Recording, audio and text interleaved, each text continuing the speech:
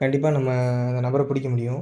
அது ஒரு பக்கம் அந்த வடக்கு நபர்ன்னு சொல்லப்படுது. இந்த ஒரு சில பேர் சொல்றாங்க, நான் ஹிந்திக்கார நாயின்ற மாரி சொல்றாங்க.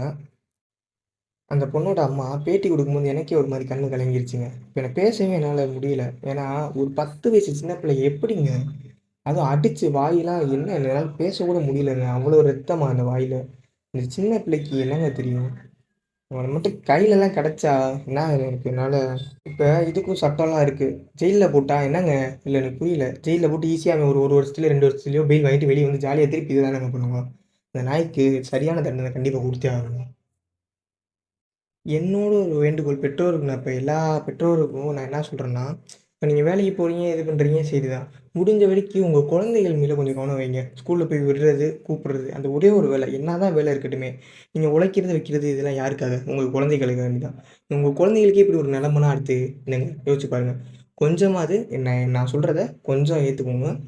யாரா இருந்தாலுமே ஒரு ஜஸ்ட் காலையில ஒரு நேரம், ஈவினிங் ஒரு நேரம் பாதுகாப்பான முறையில யாரையாவது கூட ஆள் கூட வச்சு இது பண்ணுங்க. உங்களால சரி கஷ்டப்படுற ஃபேமிலியா இருந்தீங்கன்னா, நீங்களே முடிஞ்ச வரைக்கும் பக்கத்துல இருக்க ஸ்கூல்ல சேர்க்க பாருங்க.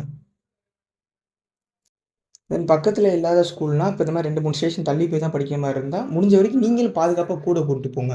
அப்படி முடியலையா, முடிஞ்ச வரைக்கி தற்காப்பு கலைகள நெறைய கத்துக் குடுங்க.